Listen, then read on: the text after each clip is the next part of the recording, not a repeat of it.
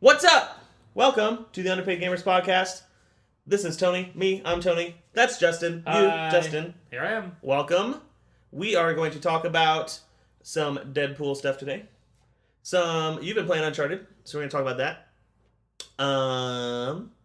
And some other things related to comic books and nerd stuff.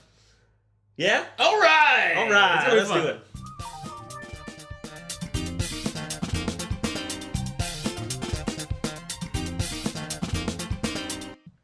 And we're back. We're back right now, here, now.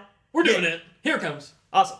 Here's some old news. Old news. There's a Destiny, our favorite. Our favorite game of all time. Let's do our favorite segment. Ooh, our favorite to begin. Where is Destiny on Twitch? What right. ranking do we have? I'm guessing 15th today. 15th? That's my guess. Far Cry just came out, so 15 through 20 is probably standard. We are... Oh, wow. Okay.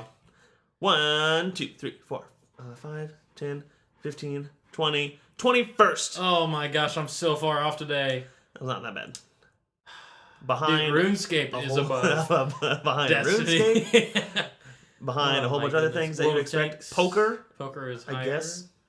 That's pretty high up there for poker. Yeah. Well, it's like number 7, I think. I don't know. Yeah, whatever. Anyways, our favorite segment is to see how bad Destiny is doing on Twitch. How many people are watching. That's fun. Yeah, that's a good one. Go hand in hand with Destiny. It does. There was a player that went from level 1, first level in Destiny, to the max level 40, using only the tutorial level. Oh my gosh. So I watched this video a long time ago, but I think what he had to do was, he went in, at the very end, there's like a boss, a big old vandal. I don't know what they're called anymore. I forgot. Yeah, but big old dude. Yeah. And what he had to do is, he would go in, get to the vandal, kill everybody but the vandal throughout the whole level, then turn off the game, then go back into the game. Oh my and he did that every single time. Why and would the you first do that? couple 10 levels, he would get a level per. Yeah. But then after that, it would take 8 tries to get 1 level. Oh my Obviously, gosh. all the way to level 40. That's ridiculous. Why would somebody subject themselves to that sort of torture? If you weren't tired of Destiny before and you started doing this, you're definitely tired. There's a video of it, and it's actually pretty good. His video. But I thought it was interesting. That is crazy. I don't know why. I guess it's kind of like playing the game anyways, right? You just do the same thing over and over again. It's grinding at this point. Burn. So it's just like a smaller version of the entire game. You also... But isn't the tutorial half the content anyways? Ouch. You're on fire today. I'm on fire. Fire my handguns. Leffen. The Godslayer. The Godslayer. Of from Smash. Europe. From Sweden. Of Smash. Was officially signed by Red Bull. Ooh. So he's a Red Bull athlete now. Sponsorship. Which is awesome. That is pretty cool. I have both. I've heard on the radio, and I just downloaded this app, but I haven't used it yet. The Waze app, which is a GPS. Huh. Instead of the normal British woman voice, you can have Morgan Freeman as a voice. Oh my gosh, that automatically makes it better. With a whole bunch of other ones. But I think it's a London is Falling promotion. Because that's what it says. It says Morgan Freeman, London is Falling. It's really weird. Let's see who else I can get. Go to... Where'd go? Gerard Butler, one of them? I don't think so. Oh, yeah. So Jane, Amy, Nathan, and Randy are all the main voices you get for GPS no matter what. Okay. Then there's Boy Band. Then there's Colonel Sanders, parentheses, KFC. Nice. Then there's Morgan Freeman, parentheses, London has fallen. Wow. I have not listened to this at all because I don't need GPS to go to work every day. Mm-hmm. I'm into. That's pretty interesting. It seems like entrepreneurship at its finest. Some innovation. I don't know. A lot of people are like, I would love to listen to Morgan Freeman tell me how to drive on the freeway. Go ahead and take a ride. That's such a bad impression. Good impression you had there. I was trying to be Morgan Freeman, but then I felt like I sounded more like Colonel Sanders. Mortal Kombat is going to... Wow, this is really old. Mortal Kombat was going to be on the CW in February. It was on the CW in February. The channel. The channel, right. The TV channel. Yes. I think it was a tournament.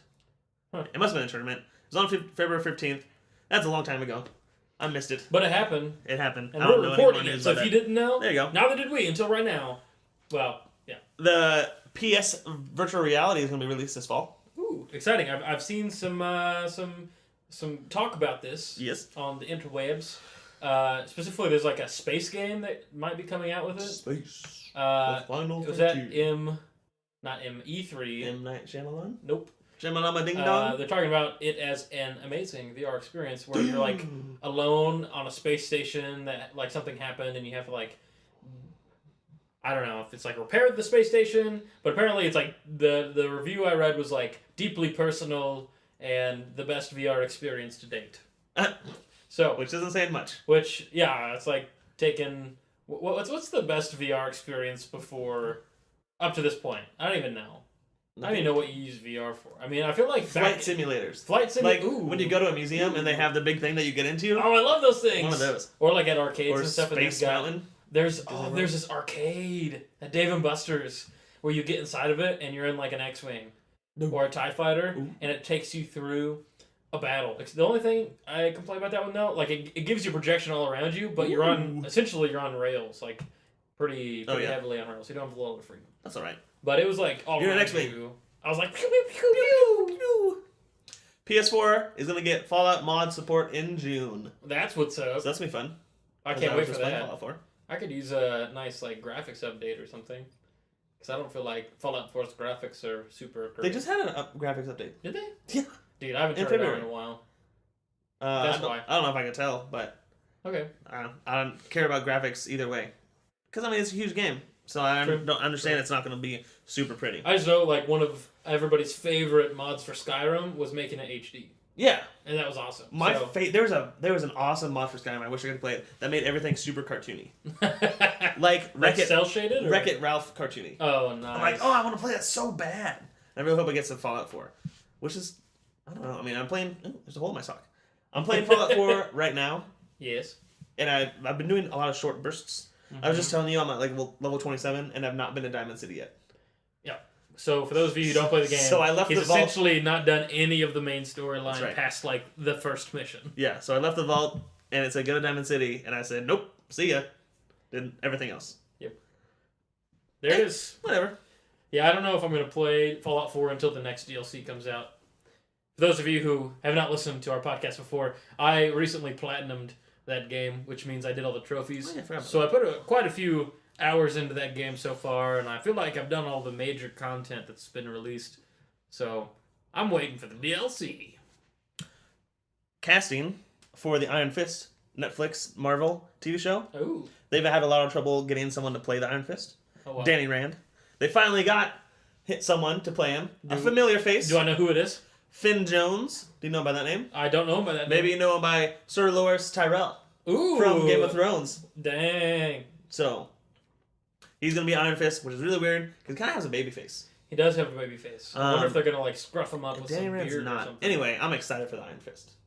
And for Daredevil Season 2, which we just watched. Oh my gosh, Daredevil! Oh man, last week I was sick actually, a week and a half ago. And as I was laying on the couch, wallowing in my sickness, I was like, man, I just wish I could watch a really cool Netflix show. And I was really tired of what I was watching, so I turned on the first episode of Daredevil Season 1, and I remembered how much I loved it. Yep. Oh my gosh. I've been in the process of... Foggy Nelson. I've not been in the process of Foggy Nelson. I've been in the process of rewatching it for a while now. I think I want to rewatch the whole thing before the second season comes out March 18th.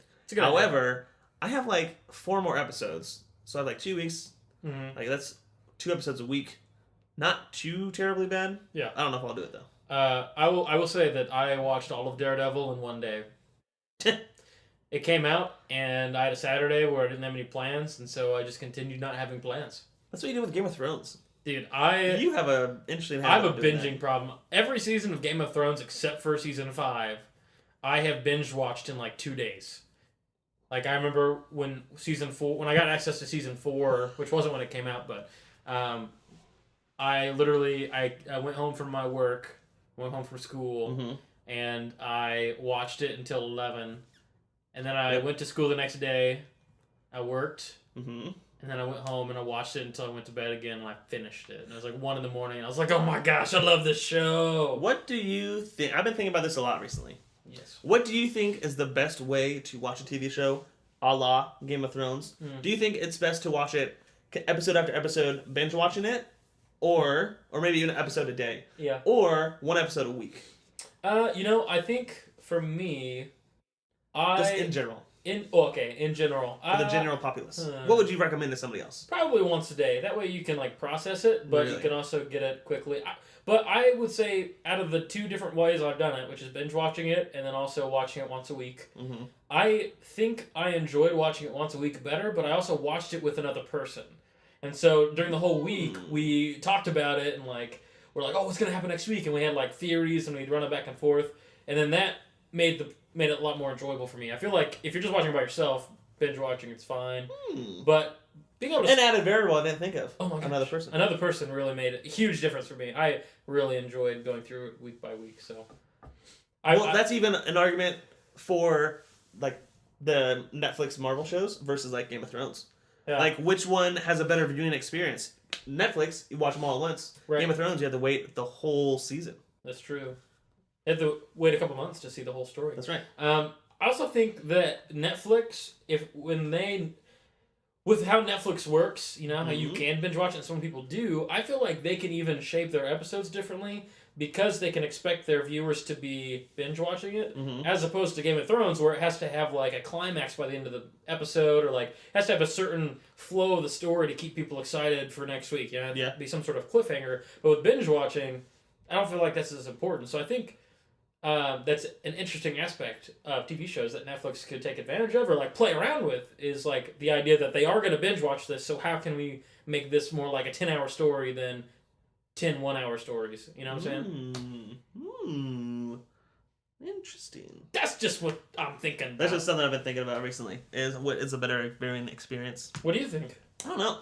I really can't tell because I think there's definitely something that goes with watching it once a week. Because you get to talk about it with other people, you get to formulate ideas, you get to watch commercials for it. Specifically when CSI was really popular, you'd always watch the one episode. And then throughout the whole next week, they'd have episodes or commercials every single night being like, this is what's going to happen on the next CSI.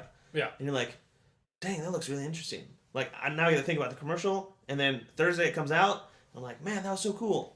So with Game of Thrones, which I've just been binge watching, one a day or whatever, I have time to process it, I guess, but I don't have, commercials. I don't have a lot of hype for the next episode, other than just, I want to watch it to see what happens. Yeah. Type of thing. I don't know, it's definitely different. I feel like part of it, too, that's made weekly viewership better now than it was in the past is the ability to watch the episode not necessarily at the specified time that it releases. Something like Walking Dead, they have their stuff online. So once that time hits, you can watch it live, or you can I don't know exactly when it becomes public, but the week following you can watch it online, and it still has commercials and stuff, but it's fine. Yeah, and I liked it because that's the one thing that sucks about weekly is that if you miss the time, then you miss a whole week's episode, and you can wait 2 weeks and you don't really know what's going on.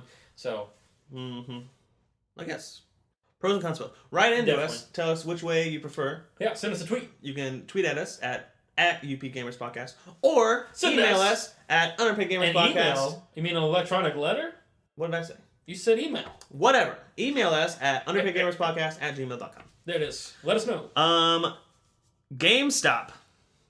The evil GameStop. Bum, bum, bum. Pulled a fast one on me. What? They got me. They pulled the cloth over my eyes. What did they do to you, Tony? My PS4 PSN membership was expiring. Oh my gosh. That's the worst. I had a birthday recently, so this was pretty nice. I got a GameStop gift card from a family member for $50. My PSN Plus membership is running out. PSN Plus is $50. Yep. This is perfect. I'm going to go to GameStop. I'm going to buy a PSN Plus card. GameStop's not going to get any of my money because they can't charge tax on a PSN card because it's just a cash transaction. That's right. I'm going to take it, going to bring it home. F you, GameStop. Didn't work that way. Got to GameStop. I was looking to buy Fire Emblem Conquest. They're sold out. So I went to the front desk, or I went to the guy at the cash register. I said, do you have any Fire Emblem Conquest? He said, no, I don't. We're all sold out. I only have one copy left, and it's already spoken for. It's cool. Not a problem. Got my GameStop gift card right here. Look at it. $50.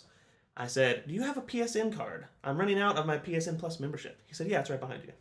Awesome. Grabbed it. Threw it down, said, ring me up, boyo. He took it and rang it up, and it turns out they charged me tax on it. Because I did not grab the $50 wallet enhancement for the PSN network. I grabbed the PSN Plus card, which is an object instead of a code. Instead of an account, instead of like money. So for the PSN Plus membership, instead of paying like $49.99 like it charged, I paid like $53 something. I had to pay $4 extra. You should not have paid that money. GameStop did me dirty. That's so dirty. It was ridiculous. Underhanded. Technically, taxes. Technically not their fault. Technically the government's fault. Technically, taxes. My fault. They might have even. I mean, you probably could have. I should have just taken my gift card and handed them that, and then took the card that says $50 PSN points. Yeah. 50 PSN dollars, and said, I want this. Instead, I grabbed the 12-month expansion for the PSN Plus membership on accident. So did you not tell them? Did they say, "Are you sure you want to do this?" And you were like, "Oh, actually, let me do this one." No, I didn't even think about it. Oh my! I'm like, gosh. Then I was walking out. I'm like, "Oh, I'm an idiot." I didn't even. It was too late. Yeah. It was too late. I was too embarrassed. That's rough. Too prideful. Couldn't go back and be like, "I want my refund." That's rough, man. They got my money. GameStop got my money. They did. GameStop. That's is the so devil. disrespectful. GameStop is the devil. So disrespectful. Technically, it's my fault for grabbing. Technically, this whole story is my fault. It is technically your fault, but we can still complain about GameStop. But GameStop is the devil. Evil. That's right. Recently, you stopped playing Call of Duty. I have not played in quite some time. But do you know about their supply drop weapons and the DLC weapons? Yes, I have. You do. You're in the group chat. I am in the group chat that I rarely respond to. I feel like a hostage. Held prisoner. I think I have changed my mind. I think it's a bad idea. Really? You were like vehemently for it in our big argument that I was not a part of, but I read. I think I've changed my mind. Is what I'm saying. Why have you changed your mind? What do you think? I don't know. It might just be the popular opinion to change your mind. But that's what's in, man. Just changing your mind. I don't know. I was thinking about it, and I don't necessarily want to talk about if it's right or wrong that they did this. Mm-hmm. Essentially, what they did was they put new DLC weapons in their supply drops. You can get supply drops through in-game currency or through actual currency. Get a supply drop. There's two kinds. There's a rare, there's a common. And the weapons are like legendary weapons in the supply drop sense, to where like you have the least chance of getting these things. Mm-hmm. So you can either spend money on them, and people have said that they've spent like $600 and I've only gotten a couple weapons, or you can spend a whole bunch of in-game currency, and I spent like 900 crypto keys, and a rare supply drop is 30. Mm-hmm. So I spent 900, and I only got one weapon. Yeah. Of a whole bunch of possible ones. So there's not a high chance of getting these weapons. Mm-hmm. So I don't want to talk about whether it's right or wrong to do this. What I really want to talk about is if Activision and Treyarch decided that what they did was wrong and they want to fix it, how do they fix that? Because some people paid $600 to get these weapons, and maybe they have all the weapons. Mm-hmm. But there's also people that haven't paid any money for them. So they can't rightly go and say, okay, everybody gets these weapons for free. Right. What about those people that bought $600 worth? Huh. They can't say. I mean, what can they do to make it right with people? I don't know. I mean, if they don't like the move that they made, if they regret it, I guess they could like increase the rate at which you get the in-game currency to make it easier to get. But then that also leaves the people who have spent a bunch of money. They still have it, yeah, and it's still like they still have it before most people probably. But over time, it will balance out that people maybe could get some. I don't know. That's like the only thing I could think of. That's such a hard, because they went ahead and they did this. Like I said, people have spent money. Like maybe with their next DLC, they don't do the same thing. Yeah. But if they don't change the way that they have now, there's gonna be some people that don't get these guns, don't get these weapons, don't get these camos, don't get whatever. It sounds like people could potentially spend lots of money and never get the guns. Yeah. Because it's based off chance. Yeah, and I haven't spent any money, and I got one. Yeah. I got the MX Garand, which I think is what a lot of people want. That's what I want. That's what you want. You know, I don't play the game anymore, but so yeah, but I got that, and it was a lot of fun, and I got it out of pure luck. But like, what about the people that paid money? Like, you can't just give these away for free and say F you to people that gave us money. They've made like so much money off of this. Right. I mean, that's the thing with supply drops. It's like the lottery. You know, you're like paying money and you don't know actually what you're gonna get. It's just like a chance. You're paying for a chance to get something, which is kind of sketchy. It makes me think of gambling in a sense. I guess it's not really gambling, but it still just seems like it just seems a little underhanded, you know, because you could like charge people so much money. Think of those little kids who like grab their parents' wallets. Oh yeah, like you gotta know that's a really crappy situation for parents. Microsoft refunded someone like $10,000 because a kid like just bought things in the store. That's so dumb. Don't put your credit card. True. It shouldn't be that easy for the kids to do it. Yeah, that's really dumb. But at the same time, like, it also sucks. Even with my phone, which doesn't have my credit card attached to it. Yeah. Even when I buy things with like my my Google Play credits, yeah, it still asks me for my password every single time. Yeah, which is I don't even have kids. You can turn it off, but why? I mean, like, why would you? Why are these adults doing turning that off? Yeah. Anyway, I don't know. Like, I guess I want to talk about that for a second. Like, how can Treyarch get out of this hole where people dislike them so much? Well, I mean, I generally before this event, I've had a really good opinion of Treyarch. Mm-hmm. I honestly don't know. This is like a lose-lose situation. If they correct what they did, then everybody who paid a bunch of money gets mad. Mm-hmm. If they don't correct it, keep it what it is, then the current state of everybody hates Treyarch, it still exists. So I think they just got to stay the course at this point as a business model. Because like how can you would lose so much? I feel like you'll lose trust. If you go back on what people spent money on... Well, they already did, because they already said they weren't going to put anything other than, like, camos and, like, things in the supply drops. Aesthetic things. True. I don't know. I mean, that's... Like, do they keep it where it is this one, and then on the next DLC, make it so everybody gets free weapons? Maybe. But then there's still the chance that these weapons, like, not everyone will have these weapons. You can't just give them all away for free. Yeah. Which is, I think, is a lot of people's gut reaction. Like, just give me these weapons for free.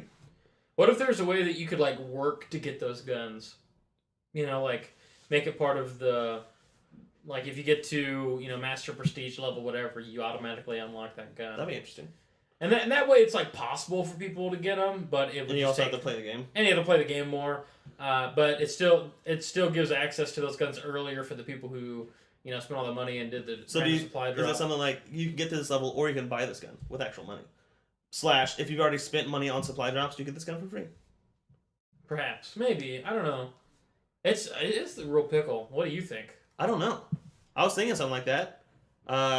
Like, if you've already spent money on this, you get it for free. Mm-hmm. But if you haven't spent money, people only spent crypto keys, we now have a higher chance of getting it in the supply drops. Yeah. Also, double crypto key weekends for like the next forever. There's a theory, one of our friends has a theory that they've lessened the amount of crypto keys you get per game to enhance people to buy. Trying to incentivize buying it with money.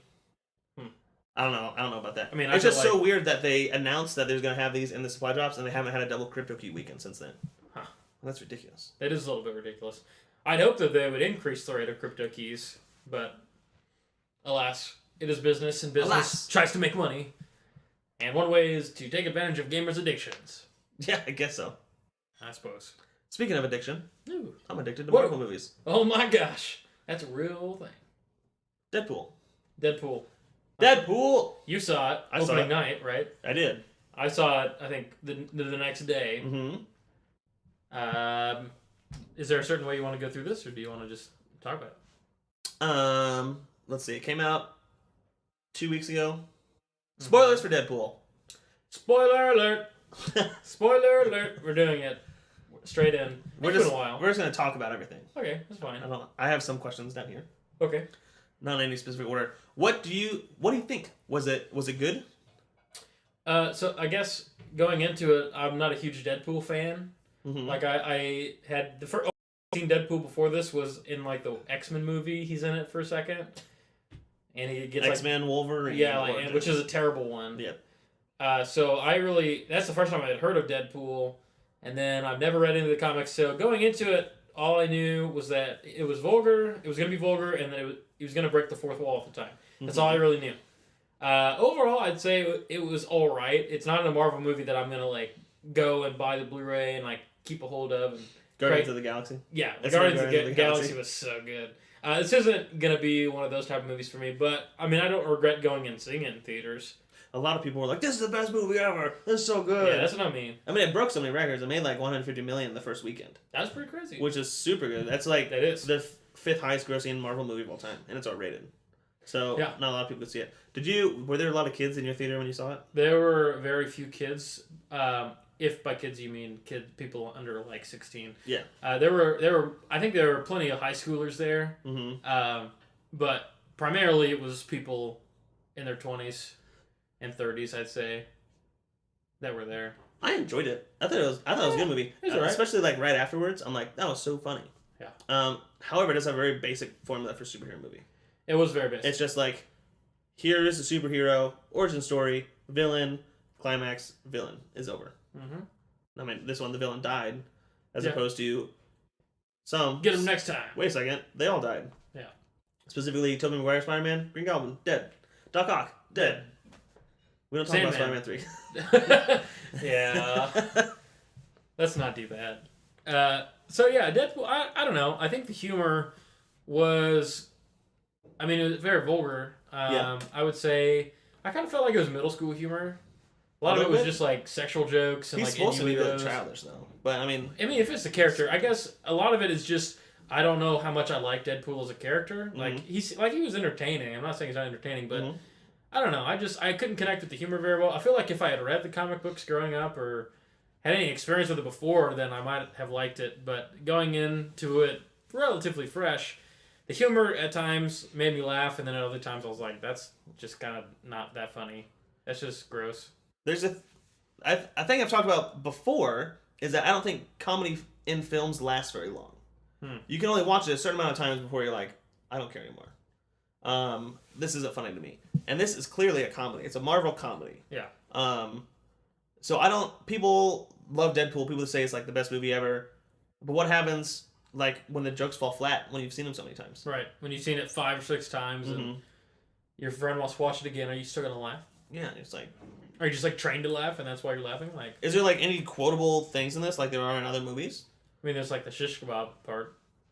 I can't remember what he said though. I mean, there's a couple of funny things that you can say, but when are you ever going to be in an instance where you say things like that? Nah, I don't know. Never. I guess. I mean, like I said, there were times there was one situation, I can't remember exactly when it was, but I literally was like crying laughing at one point. But then that was like the only part of the movie that I thought was funny. You don't remember? I think it was the beginning. I think he was going through some stuff like narrating. Yeah. And he just started saying some stuff and it made me laugh really hard. But then I don't remember again ever thinking anything was like that funny. Yeah. When I left, I wanted more of Deadpool. Like, did you? The 2 hours or whatever it wasn't enough for me. Like, this would be really good. Like, I just wanted it. So I think this would be better as a TV show than as a movie. Yeah. So you could flush things out more. It doesn't have to be that classic superhero movie line, like storyline. Yeah. That's interesting. You have funny jokes. Ooh, yeah. So instead of like 2.5 hours of the movie, you have like 10 hours. Right. Like Daredevil or Jessica Jones. Yeah. No, I can see that. And I think flushing out the story is a good way to put it. When I looked at the notes for today and I saw this in there, I was like, I'm so happy Tony put this in there. Because this is a really good question. Like, would Deadpool be better as a Netflix TV show versus a movie? And I don't know if I'm just like biased because I love Netflix, but I almost want to say Netflix movie just because Netflix TV show. Like, so what? Netflix TV show? Yeah, like TV show.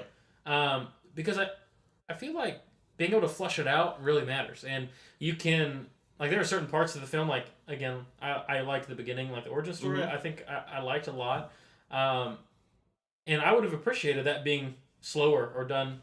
Like the character doesn't have to develop as quickly, and so you can kind of like revel in whatever moment they're in longer. You know, so if like you're really enjoying like him in this part of his story, then like you get that longer because you get a flushed out, well written, hopefully, look at it. So I almost feel like this would be better as a TV show. See, I also think it'd be better as a TV show, and not to say that every movie would be, because like Avengers, great movie. Avengers 2, good movie. Guardians of the Galaxy, good movie. Yeah. Captain America, The Winter Soldier, great movie. Yeah. The First Avenger is a good movie. These all don't need to be TV shows. Right. With Deadpool, I kind of want to dive in deeper. It's so funny. They can make these jokes last a whole season. There's a couple scenes in here where he's looking for the villain. He's looking for Francis, and he's just going through henchmen and just like quick clips of him like beating people up. But like that could be like a whole half hour like build up fight scene. Yeah. So I agree. I would love to see it as a TV show. I don't know if that's just like I've been shaped by what's been happening with Marvel. Maybe it's because Deadpool isn't one of the like main Marvel superheroes that I consider like a main. I kind of feel like Deadpool's like a fringe character in the Marvel universe, and since I feel like Marvel's been making these fringe characters into TV shows, I wonder if that's just like my perception is that characters that are like on the fringe should have TV shows, and then the main character should get movies. I don't know. He's not like the poster boy at Marvel, like right? He's not Captain America, Iron Man, right? Hulk, right? Spider-Man, obviously. Those things that we watched like cartoons growing up, and like those are Marvel. Like people always identify those with Marvel. I know a lot of people didn't even know who Deadpool was. Yeah. Before all the crazy marketing that they did. Yeah. So I don't know. I don't know if that's just a result of that, but I really would. And I wonder too, because he's a fringe character and I don't know him that well. I would enjoy getting to know him better through a TV show because it's more time. Like Iron Man, I don't need to know Iron Man's backstory that much because it's pretty simple. And as a kid, I watched. There was like an Iron Man adventure show that I watched, and then like Captain America, same story. Spider-Man, there's been like 10 Spider-Man shows since I was a kid, so I already know the origin stories for those, and I don't need to take a super long look at them. But I would enjoy like a big showdown on the big screen with them. Yeah. So yeah, I think maybe the French characters I want to know more story because I just don't know them. Deadpool would be such a good TV show. Dude, I would enjoy it. Although I am excited for the sequel. Deadpool sequel. I think that'll be a lot of fun. Yeah, I know he referenced some person, but I didn't know who it was. Keira Knightley? Well, I knew that. I knew that. I knew that. Come on. So the elephant in the room with this movie is that it's rated R. Yeah. And there's a lot of talk about these movies being rated R and about how a lot of people want more rated R superhero movies and how there's going to be more coming out. And there's rumors this and rumors that. Yeah. Do you think we're headed into an R-rated direction? Or do you think that this is a parallel to other film types in the past? Specifically, like when 3D first came out. Like whatever the first 3D movie was. After that, we had 3D movies for so long. And people were like, that movie did so well because it had 3D. And you're like, it's not the 3D. It's the story. And what I'm saying is, it's not that Deadpool was rated R, that it got so much money. It's because it followed the story of the character, and the character is an R-rated character.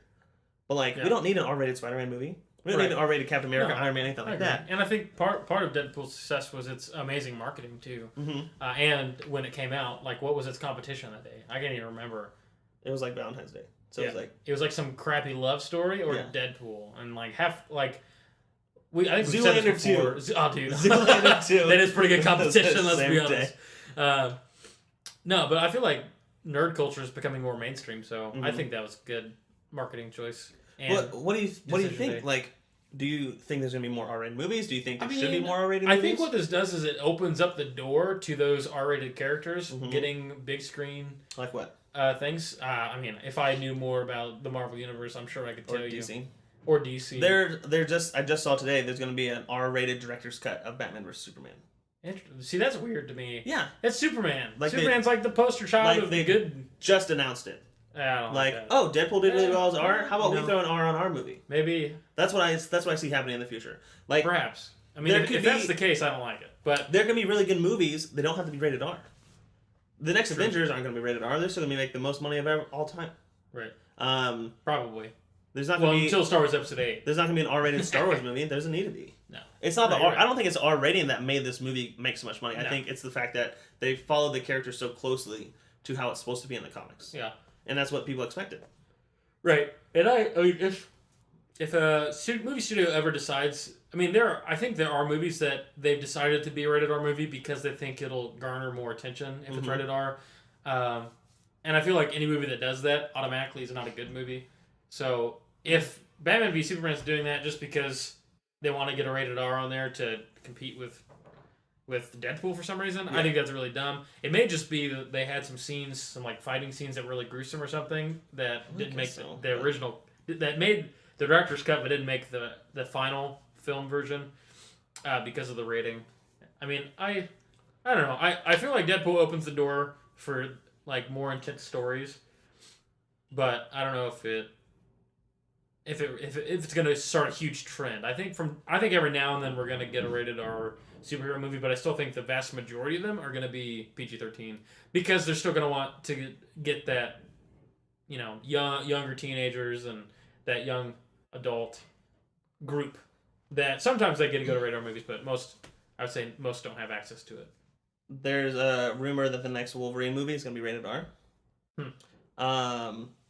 That Hugh Jackman is signed on for one more Wolverine movie. Yeah. There's a big rumor that the next one is going to be Old Man Logan. Dude, which that'd be so cool. Do you know about Old Man Logan? I've read. I haven't like gone through an entire comic book series with him, but I know who it is. Like, and I've like read up a little bit on it. So I just bought it. So I've been reading it. I have. How is it? One more episode left. It's really good. I think they're thinking it's going to be a Deadpool Wolverine team up. Is what some people are saying. Like, instead of in Old Man Logan, it's essentially Wolverine and a blind Hawkeye. But instead, they're thinking they will replace Hawkeye with Deadpool. Some people are saying that. So that it's R-rated. So that way Deadpool can do his thing and Wolverine can eventually do his thing. But yeah. That'd be an interesting team up. I feel like Wolverine's really serious. And Deadpool's not very serious. So. But the thing, Deadpool, they want to put him in X-Men movies and stuff like that. Yeah. Like, he's just so popular that people are going to want to see him. Yeah. But how is Deadpool, an R-rated character, going to be put into a PG-13 X-Men movie? I have no idea. And stay true to the character, I don't think it can be done. Because he's so vulgar. Like, that's his character. Like, so, I don't know. Yeah, they can't. Are they going to start like breaking the fourth wall in the middle of an X-Men movie? That seems weird to me. Yeah. I don't know. Maybe, I mean, I can understand like a cameo. You know, like one of those movies. Yeah. For just a second. Because they could like bleep out something that he says, like with a car honking or something. Like they could do crazy stuff. I was thinking about this. Someone brought this idea to me. I was thinking, like, what if instead of like he's in the movie and it's PG-13, so he gets bleeped out everything he says. Yeah. But like he realizes that he's being bleeped out.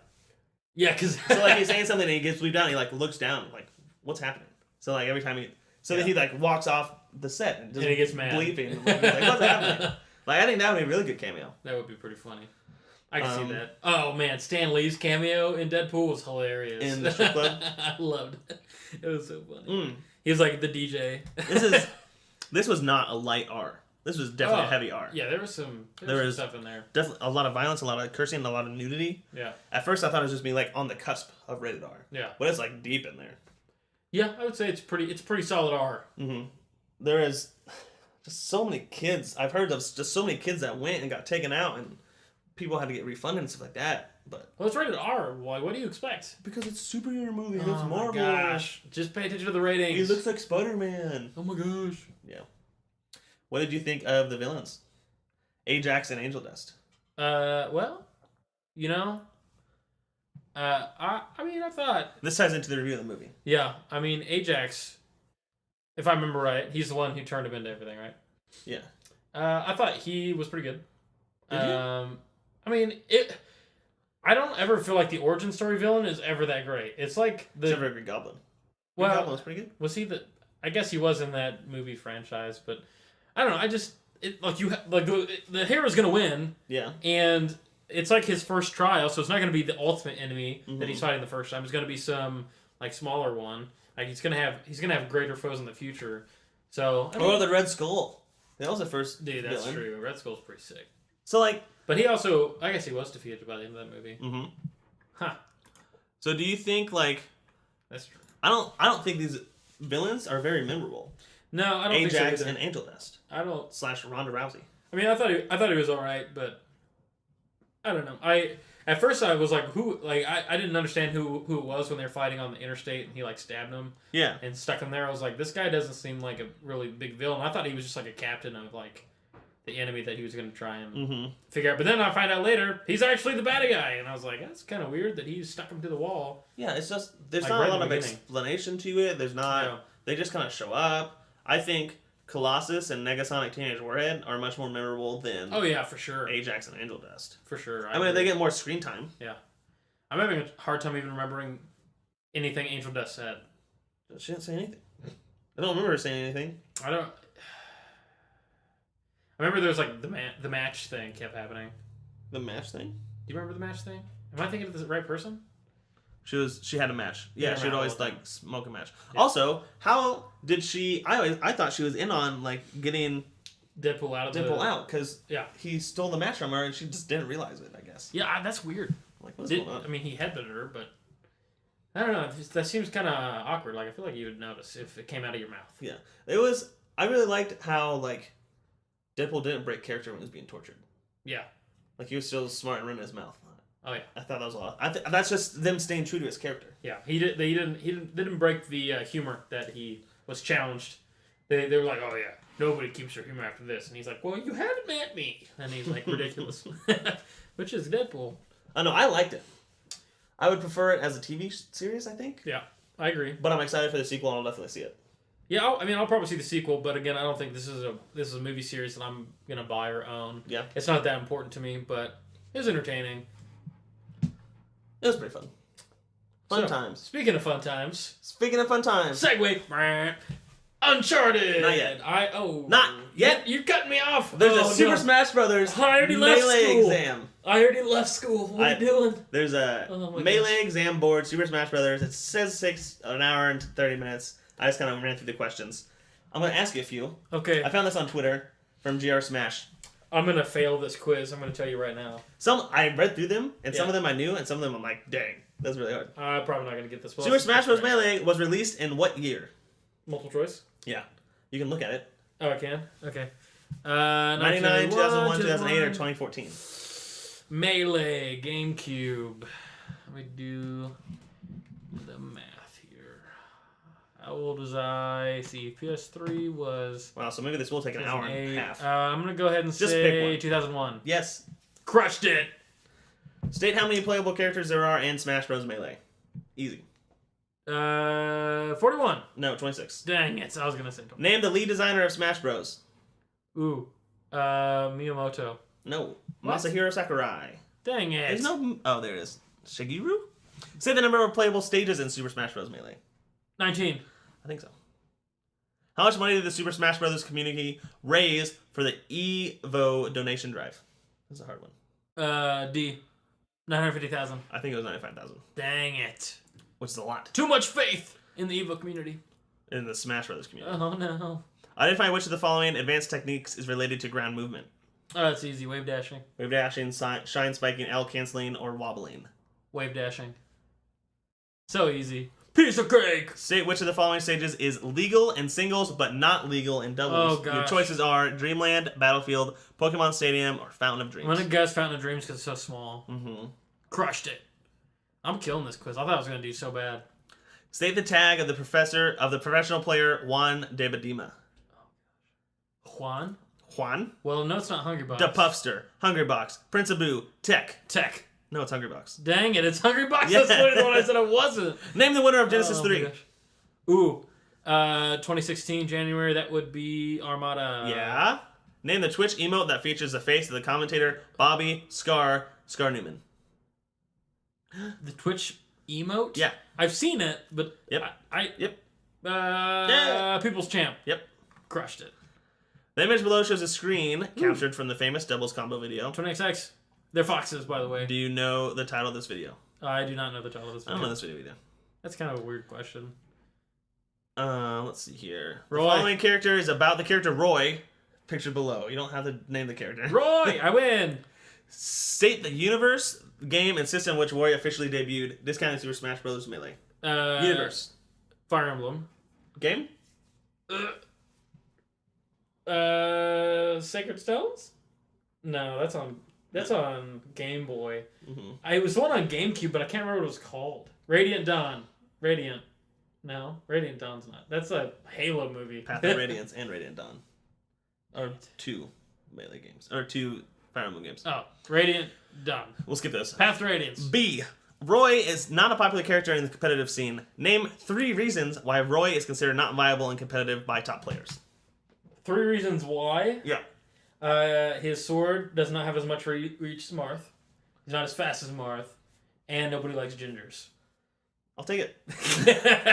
Sorry, gingers. The professional Smash Brothers player... Ooh. I know him. Mewtwo King Crushed it. is pictured below. Name an organization that Mewtwo King is sponsored by. Oh, gosh. I have no idea. CLG. Not Red Bull. That's right. That's I crushed it. Mewtwo King is famed for his use of mini characters at the top level. Name 2 characters that Mewtwo King plays. You should know this. Jigglypuff. And Mewtwo. King. Oh my gosh, you're embarrassing. No. It's Fox and Falco.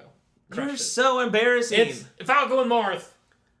Marth, Sheik, Fox. You didn't get any of them right. I said Fox and I said Marth. You're embarrassing. I said Fox and Marth. King has been labeled as one of the 5 gods of Melee. Name 2 other gods. Armada. And not Hungrybox. Not Leffen. Armada PPMD is another one. Gosh. Didn't I crush it? 5 gods of Melee. Do you know them? PPMD. I just said PPMD. I said Armada. Hold on. Hungrybox. I could have gotten Mango. Mewtwo King. Wait. You got it, but you said not Hungrybox. Oh, you're embarrassing. I love Hungrybox, but briefly describe Mewtwo King's playing style, making references to his offensive, defensive, strategic prowess. We're gonna skip this because there's no way you're gonna know that. You never even seen Mewtwo King play. Oh my gosh, I've seen. The following question is about an advanced technique pertaining to the character Fox. This is like me asking you a bunch of like econ or history questions. State the name, input, and purpose of the attack used by Fox in the above picture. Oh, that's easy. That's the down B. You can use them to bounce them that's around. The input. What's the name and the purpose? Shine, and you can spike. You can spike them, you can bounce them away, you can do the grab and the down B to like bounce Do you know, briefly name and describe with inputs, a technique which can be utilized alongside the attack above the shine? Grab down with the down B. Okay. That's a combo. I'll take it. It's close enough. It's more than one input. Another character with the above attack is Falco. Both characters use the move and the technique known as multi-shining, but there's one key difference between them. Yep. Describe the difference in their respective applications and multi-shining and its consequences. That's easy. Fox's down B, his shine, hits them downward. Falco's hits them upward. So you can, if you're good at multi-shining, you can like bounce them up off the map with Falco, assuming they have a lot of damage, which is ridiculous. But I've done it before. Or you could shine spike them with...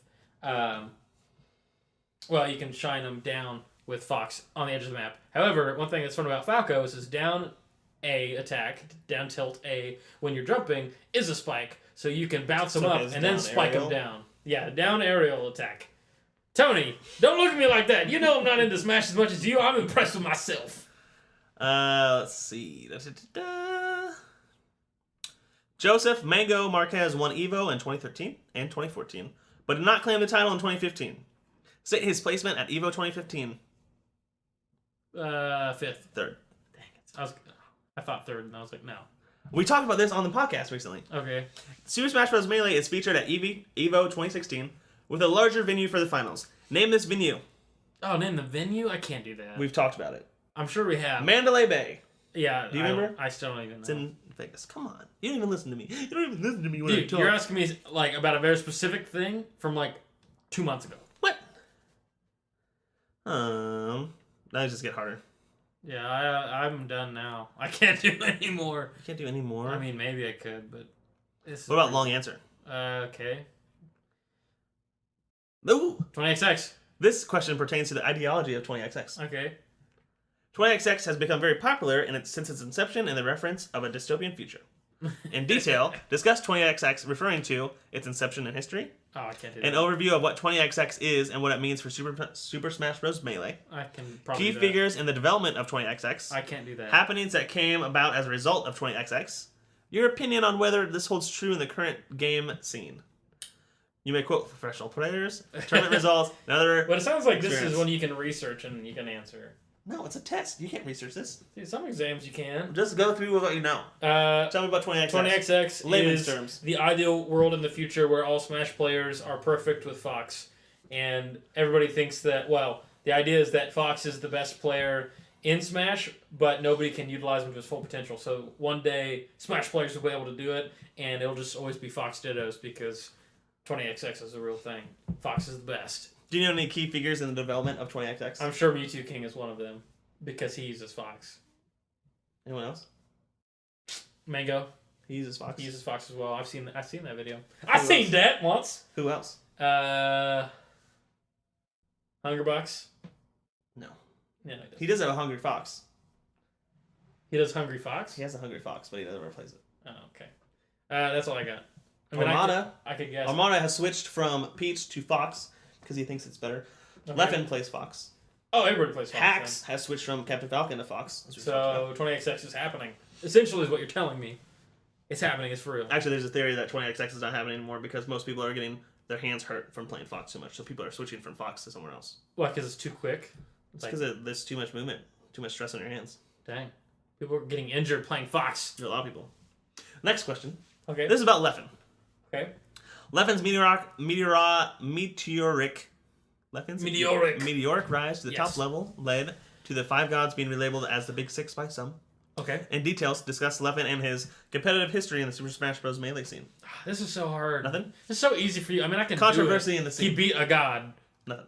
And he won a tournament. And so now everybody calls him the God Slayer, or some people consider him a god. This is the last. Though Tony prefers to call it the God Slayer because that sounds way more awesome than one of the gods. The Five Gods in the God Slayer. Does that sound better, or the Big Six? That makes Leffen sound so good when you call him the God Slayer. Yeah, I love it. Makes me think of Jaime Lannister. All right, we're done with the Kingslayer. We're done with your test. Okay, I'm glad. I barely passed, if at all. I don't even know if I passed. I probably got something you did pass. I got like a D. Probably. Okay. Something you did pass. I did pass something. Uncharted. Segue. You finally got Uncharted. Yeah, Tony's been like begging me for so long. He's like, dude, you gotta play Uncharted! And then he's like trying to hand me his old PS3 games, and I'm like, ew, what's that? I don't even know what that is anymore. And I kept turning him down, and then eventually I beat Fallout 4, and I was like, oh, I've got nothing left to play, except for Call of Duty or Destiny. Ooh. So what am I going to do? And I was like, fine, I'll finally do what Tony said, but I'm going to get the PS4 thing. So I got the Uncharted collection. How much did you get that for? $30. Nice. Pretty good price. $10 a game. Mm-hmm. Played through, to this point, I've played through the first game, Drake's Fortune. Mm-hmm.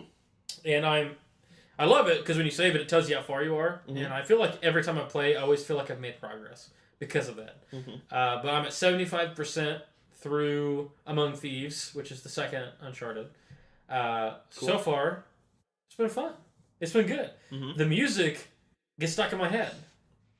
Like I can't remember it. Oh, it's like... There's a theme, but I can't remember it. I had the Game of Thrones theme stuck in my head. Something like that. I'm not going to sing it. But I know I really like the music. It makes me think of adventure now. The first one is good. Good. And I remember when I beat the first one, you said, "Oh man, I can't wait for you to play the second one. The second one's the best." And I was like, "I don't know. The first one was pretty good. Like I really liked Sully. I really liked Elena. Mm-hmm. The only thing I didn't like with the first one was I felt like the controls were a little bit clunky, and I really did not like the Nazi bunker. I liked the Nazis being in it, but like the zombie dudes that kept coming out of everywhere. See, that was really weird. Because it was such a different feeling from the rest of the game. Yeah. So I really didn't like it, and I like tried to rush through that part because I just like didn't want to play it, and I didn't want to get bogged down in that. So I beat that part, and I'd say the rest of the game is good. There was when I first played the game, I rented it from Blockbuster, where I used to rent all my games. Yeah. And back in the day, I don't know how this happened because it was on Blu-ray disc, but the scene, right after at the very beginning, right after Sully gets shot in Uncharted 1. Yeah. The submarine explodes. Yeah. And you have to run away from all the pirates. True.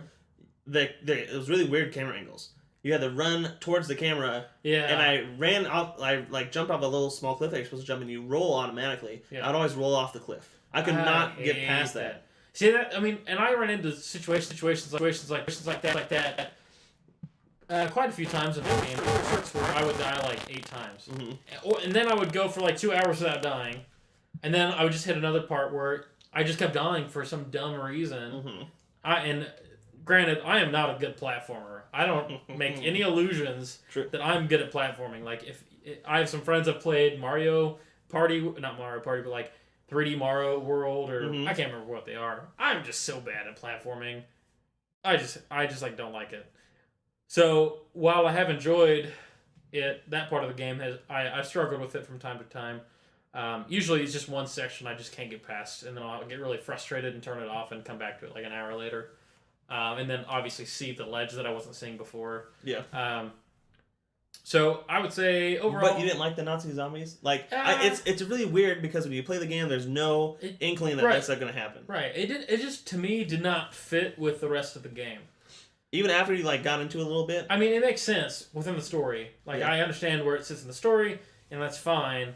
But I feel like when you're playing it, you don't expect it to be a sci-fi adventure. You just expect it to be like an action adventure game. Well, it's kind of like mystical, you know. It's like because with Drake's curse and everything, just seemed like it came out of nowhere. Like I kind of expected it to be cursed in some way. I kind of expected it to be some sort of mystery. And when he found Drake, I was like so sad. I was like, oh my gosh, he found the real Drake. And you start to unravel the mystery, and like Nathan kind of gives up a little bit, like leaves his ring there, and I'm like, oh, but it's Drake.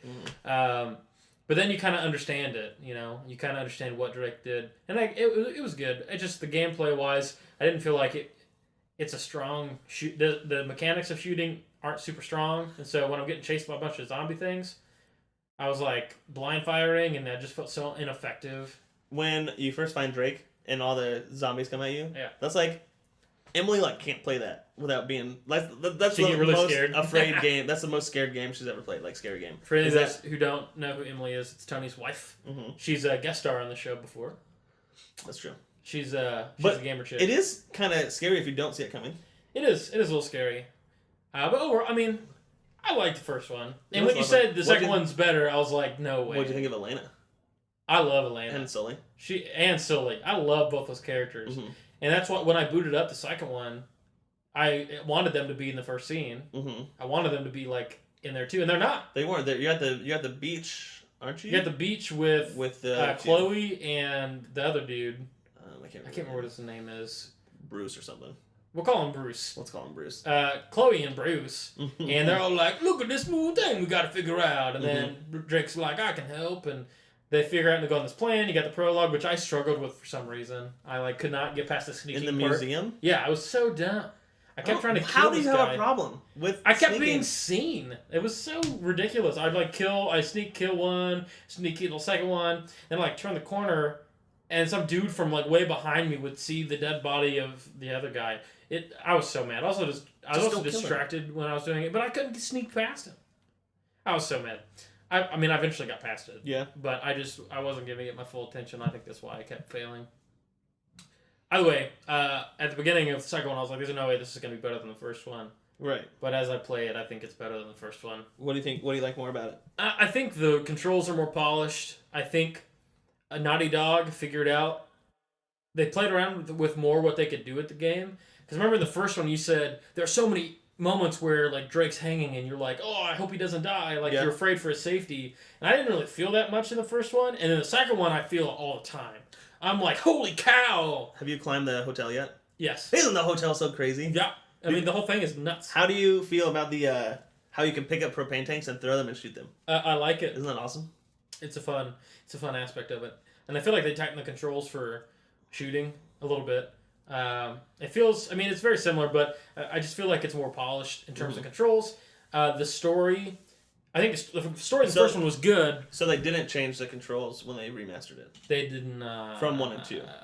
It's pretty much the same. Because the originals 1 and 2 are very different controls. Oh, really? Yeah. Yeah, they're very similar. Oh, okay. It just feels more responsive in the second one. Maybe I'm just perceiving it because I'm used to the gameplay now, but I feel like they're able to do more with the game though. I feel like they went through the first game and then they had ideas of what they could do in the second game in terms of camera angles and all that, and it's making the storytelling even better. Well, the first game was like a PS3 launch title. Yeah. And the second game came out much later. Yeah. So they had a lot of time to work with it. The second game, where are you now in the second game? Me and Tenzin, the Tibetan guy, we went through the Heart of Ice. I'm in chapter 22. So Tenzin's village got attacked. There's a tank I had to blow up. What did you think about the very first scene in Uncharted 2 when you're on the train and it's hanging off the cliff? I was so confused. I was like, why am I on this train? And I climbed it and then had to. Was that one of the things where you got really nervous? Because I always get nervous when I do that. I don't want him to fall. Yeah. Well, yeah. I was like, what the cuss is going on? I don't know. And I just didn't understand. I didn't know what was going on. I just I'm on this train. I'm like, what's happening?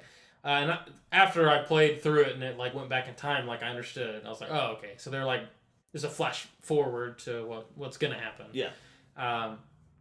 So it was fine, but man, I did as soon as you're on the bottom of the train hanging off the cliff, and I went left, and if you go left, the bar bends. Yeah. And you're like about to die, and I'm like, oh my gosh! And so I was like, go the other way, go the other way. And then you start climbing it, and you're getting on the seats, and the seats fall. And it's pretty crazy. I like what they did with the camera angles more in this game than in the first one. So you're currently with Tenzin? No. I saved Tenzin's village. I blew up the tank. And now there's a monastery. That's a hard fight. Yeah, no, it was annoying. Actually, go from side to side to side. I actually didn't die though in that. I feel like I'm pretty good at the combat. It's the platforming that kills me most of the time. Though occasionally there is combat that gets me too. I hate the eddies. Those things suck. I was wondering if you've seen them. I guess you have. You can't even kill them. Like I unloaded like 6 clips of an MP40 into one. Yeah. Because I had crappy guns and nothing. I couldn't even kill it. There's a puzzle coming up that always give me trouble. A puzzle? For you. Coming up for you. Okay. That always gave me trouble. Is it in the monastery? I don't remember where it is. But what do you do? You just there was like a big you just said you were Tenzin, but now you're saying you're blowing up the tank? Well, it's like 2 different chapters. Well, I was just remembering through the process. Alright, I went through the hard ice with Tenzin, which was really cool. That was like really cool stuff. Yeah. Like going and seeing all the frozen dudes and like figuring out Schaefer's thing, the old Nazi dude. And I saved the town, then there was like a car chase where I'm jumping from like truck to truck and like that was pretty crazy with Elena. Don't you just feel like an action hero? Dude, yeah. I mean, I was like, this is ridiculous. This would never happen in real life. That's why I'm glad it's a video game. Yeah. I keep thinking that. I'm like, man, this game is so much fun. It's such an adventure. But if this was real life, this would suck. Like all the hanging from cliffs and like jumping. I was like, man, I'd be so tired if I was him. Good thing he's a video game character. Has there been another game where you feel like as much of an action hero as you do as Uncharted? That's a big question. Nothing comes to mind off the top of my head.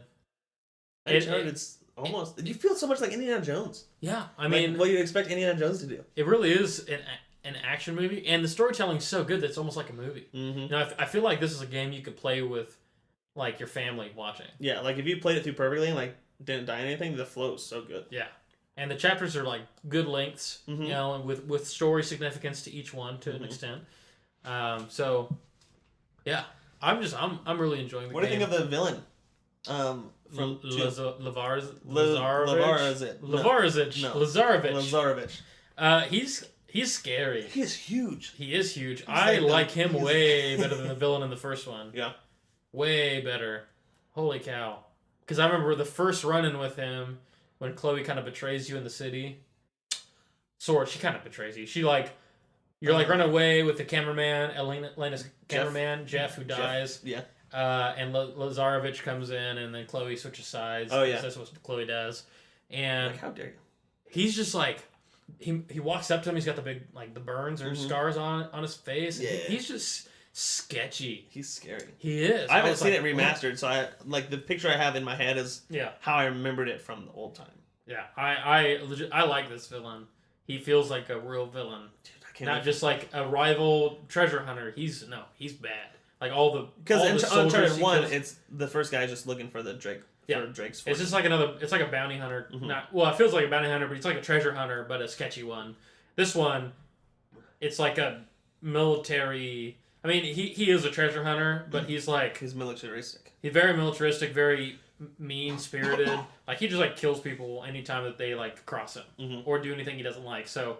Like, I remember one of the first scenes with him, you're on Borneo, an island, like, looking for Marco Polo's Adventures or something, and a soldier, like, you're off in the distance and you see him, and a soldier comes up and reports that you, like, blew up something that you did earlier in the before chapter, and he just kills him. Like, he like, I'm sorry, sir. He's like, apology accepted. And he just, like, kills him and throws him in the river, and I'm like, oh my gosh! No, what just happened? Dude, I'm so excited for you. He's so sketchy. Are you gonna go home and play this? Or do you have the grade? No, I'm not gonna be able. I might play it a little bit tonight, but I'm not gonna have a whole lot of time for it tonight. I guess you're at 2, and 2 is very good. It only gets better. The story and gameplay only gets better from where you're at. I am excited. I mean, I think what I'm gonna try and do is whenever I get like a good 3 or 4 hours open, I'm just gonna try and power through it and just experience all at the same time. I don't want to like chapter to chapter it at this point because I'm so excited. I'm so close to Shambhala. I know it. Ooh. So that's I'm enjoying it. Uncharted is fun. I'm glad. I know I was really hesitant at first because I was like, I don't like this because it was like platforming, and I don't. I mean, there's not that much platforming. That's like the whole game. It's like half the game is platforming. Like you have to jump on ledges and figure out where to go, and I just miss all the time. Well, and I hate it. I just like I have trouble with 3D games because there's no depth because it's 2D. It's on my screen, and so sometimes I'm like, how far do I jump? How do I know how far to jump? Uncharted VR experience. I know that's what I need. That'd be scary, dude. I might get sick. Anyway, I'm excited for you to beat 2. I'm excited for you to play 3. I'm excited for the 4th one to come out. I'm already like skipping 3. We're gonna have to eventually have an Uncharted episode. Oh, we will. Before 4 comes out. We'll probably both buy 4. Oh yeah, we will. We gotta support Naughty Dog. I like Naughty Dog. Oh, I didn't tell you. This is way up my news earlier. Uncharted 4, there's a new trailer that came out recently. Ooh. It's a story trailer. That's exciting. And in it, whoever made the trailer there's a picture on the wall, like just in a house, and it's Assassin's Creed art that they put in the wall. So like the concept art that people drew for Assassin's Creed for one of the islands is the island in the picture. No way. So Naughty Dog's like, yeah, we're sorry about that, and they changed it out. Oh, that's But funny. like Ubisoft was like, hey, that's ours. I would think it's funny if like I love little cameos and stuff. Yeah. And it'd be funny if they put like Joel and Ellie. They will. In like a picture frame. They will. Like they definitely will. I mean, if you go after you play Uncharted, if you go back and play The Last of Us, you'll see all the Uncharted things in it. Are there a ton? Yeah. Is there the dagger from the second one? I feel like there should be somewhere.